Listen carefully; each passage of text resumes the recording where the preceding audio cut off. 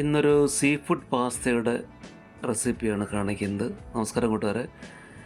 അതിനുള്ള ഇൻഗ്രീഡിയൻസ് ഒക്കെയാണ് എല്ലാം ഫ്രഷും ഫ്രോസണുമായിട്ടുള്ള സീ ഫുഡുകളാണ് മേടിച്ചേക്കുന്നത്. ഡോട്ട് ഫിഷ് ഉണ്ട്. ഡോട്ട് ഫിഷിൻ്റെ മലയാളം എനിക്ക് അത്ര അറിയില്ല. പിന്നെ അതുപോലെ കണവയുണ്ട്, കൊഞ്ചുണ്ട്, ചെറിയ മസിൽസ് ഉണ്ട്, വലിയ മസിൽസ് ഉണ്ട്, ഒക്ടോപ്പസ് ഉണ്ട്. പിന്നെ ആദ്യം കാണിച്ചില്ല, അത് നമ്മുടെ ക്രാബിൻ്റെ ഞണ്ടിൻ്റെ സ്റ്റിക്കുകളാണ്. ആ ചുമന്ന ഒരു സംഭവം കണ്ടില്ലേ, അത് ക്രാബിൻ്റെ സ്റ്റിക്കുകൾ, ക്രാബിൻ്റെ മീറ്റും പിന്നെ കുറച്ച് മറ്റ് സംഭവങ്ങളൊക്കെ ചേർത്ത് മെഷീനിൽ നമ്മുടെ സോസേജ് പോലെ തന്നെ മെഷീനിൽ പേസ്റ്റ് ചെയ്ത് മെഷീൻ വഴി തന്നെ സോസേജ് സൈസിൽ ആക്കി എടുക്കുന്നതാണ് ക്രാബിൻ്റെ സ്റ്റിക്കുകൾ. അപ്പോൾ ഞാനിവിടെ സ്പെഗറ്റിയാണ് എടുത്തേക്കുന്നത്. സീ ഫുഡ് അല്ലെങ്കിൽ സീ ഫുഡ് എപ്പോഴും പാസ്തകൾ ചെയ്യുന്നത് സ്പെഗറ്റിൽ തന്നെയാണ് ചെയ്യുന്നത്. അതാണ് അതിൻ്റെ ഒരു ടേസ്റ്റും. ഞാനങ്ങനെ നല്ലൊരു ടൊമാറ്റോ സോസ് ഉണ്ടാക്കിയെടുത്തു.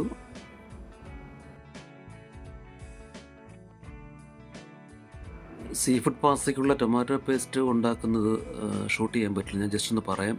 ഇതാണ് ക്രാബിൻ്റെ കേക്ക് കട്ട് ചെയ്ത് പോയത് വെച്ചേക്കുന്നത്. പാസ്ത സോസ് റെഡിമെയ്ഡ് മേടിക്കാൻ കിട്ടും കേട്ടോ. ഇത് ഹ്യൂജായിട്ടുള്ള ഒരു സംഭവം പാക്കിംഗ് ആയതുകൊണ്ട് ഞാനിത് സോസ് ഉണ്ടാക്കുകയായിരുന്നു ചെയ്തത്.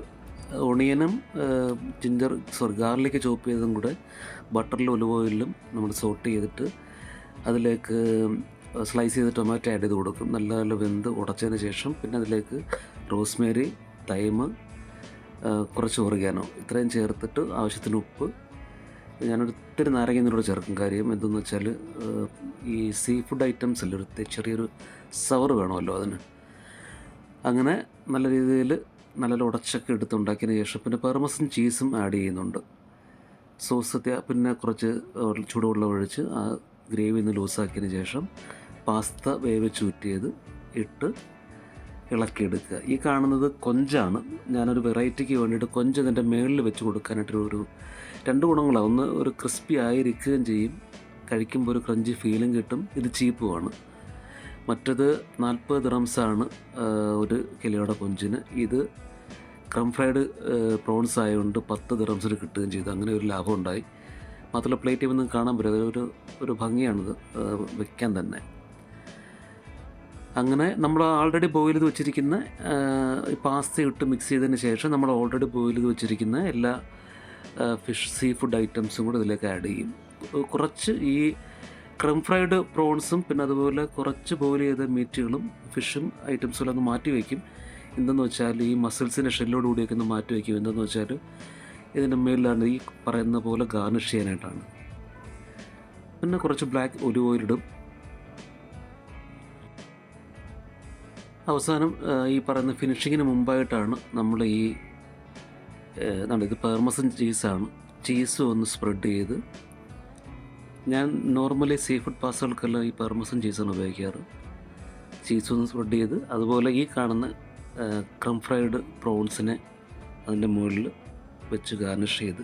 ഏറ്റവും അട്രാക്ഷൻ എന്ന് പറയുന്നത് മസിൽസ്, ഫ്ലഷോട് കൂടിയുള്ള ഷെൽ മസിൽസ് അടുക്കുമ്പോഴാണ്.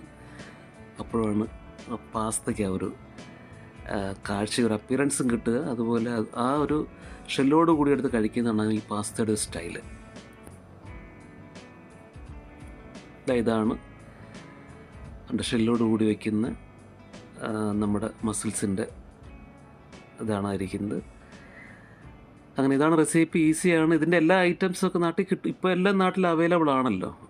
അപ്പോൾ നമുക്ക് തീർച്ചയായിട്ടും നാട്ടിൽ ചെയ്ത് നോക്കാവുന്ന ഒരു ചെറിയ റെസിപ്പിയാണ്. ഇതിപ്പോൾ ഒരു ഹ്യൂജ് ടേക്ക് അവേ ഓർഡർ ഉണ്ടായിരുന്നു. അപ്പോൾ ഇതൊക്കെയാണ് വിശേഷങ്ങൾ. അങ്ങനെ നമ്മുടെ സീ ഫുഡ് പാസ്ത റെഡി ആയിരിക്കുകയാണ്. ഏറ്റവും അവസാനം